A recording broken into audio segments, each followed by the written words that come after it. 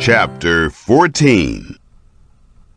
It was now 2 days before the feast of the Passover and the unleavened bread, and the chief priests and the scribes sought how they might seize him by deception and kill him. For they said, "Not during the feast, because there might be a riot among the people." While he was at Bethany, in the house of Simon the leper, as he sat at the table, a woman came, having an alabaster jar of ointment of pure nard, very costly. She broke the jar and poured it over his head. But there were some who were indignant among themselves, saying, "Why has this ointment been wasted?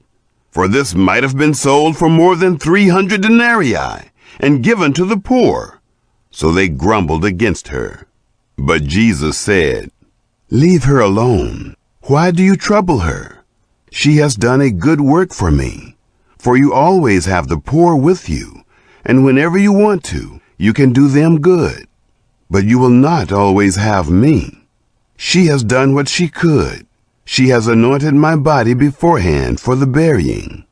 Most certainly I tell you, wherever this good news may be preached throughout the whole world, that which this woman has done will also be spoken of for a memorial of her." Judas Iscariot, who was one of the 12, went away to the chief priests, that he might deliver him to them.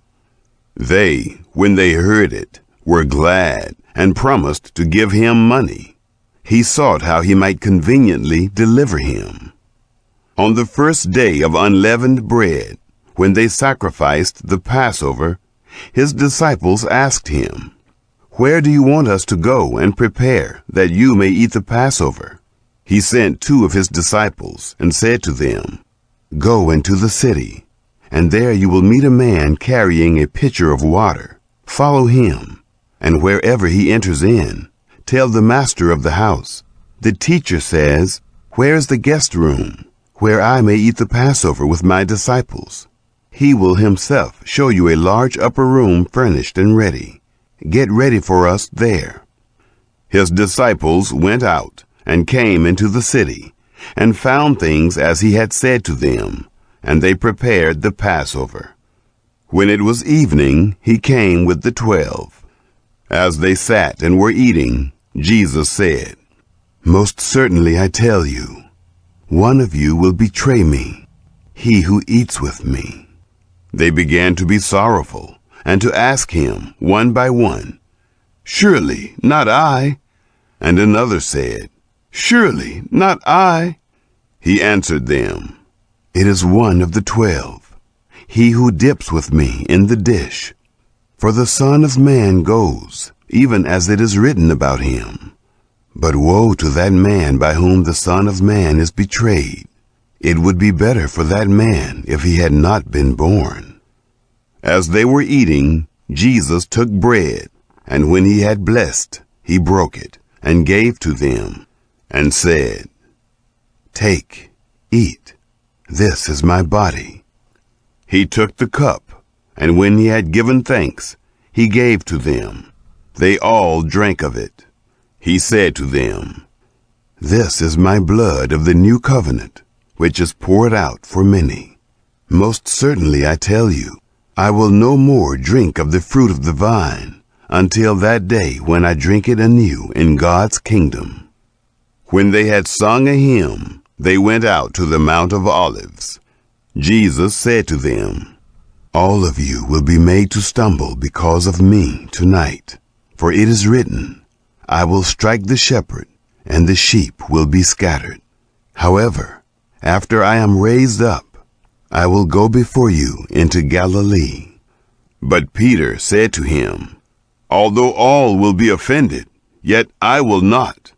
Jesus said to him, "Most certainly I tell you, that you today, even this night, before the rooster crows twice, you will deny me 3 times. But he spoke all the more, "If I must die with you, I will not deny you." They all said the same thing.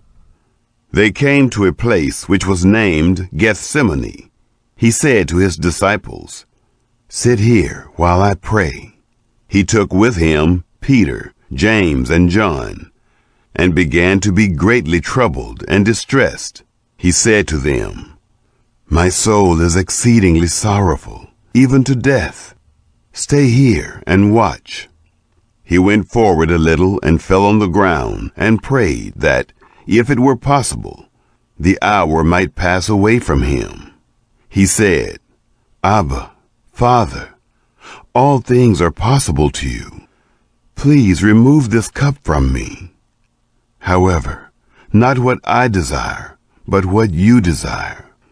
He came and found them sleeping, and said to Peter, "Simon, are you sleeping? Couldn't you watch 1 hour? Watch and pray, that you may not enter into temptation. The spirit indeed is willing, but the flesh is weak." Again he went away and prayed, saying the same words. Again he returned and found them sleeping, for their eyes were very heavy, and they didn't know what to answer him. He came the third time and said to them, "Sleep on now, and take your rest. It is enough. The hour has come. Behold, the Son of Man is betrayed into the hands of sinners. Arise, let's get going. Behold, he who betrays me is at hand." Immediately, while he was still speaking, Judas, one of the 12, came, and with him a multitude with swords and clubs, from the chief priests, the scribes, and the elders. Now he who betrayed him had given them a sign, saying, "Whomever I will kiss, that is he. Seize him and lead him away safely." When he had come, immediately he came to him and said, "Rabbi, Rabbi," and kissed him. They laid their hands on him and seized him.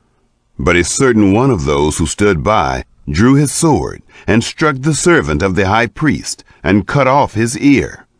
Jesus answered them, "Have you come out as against a robber, with swords and clubs to seize me?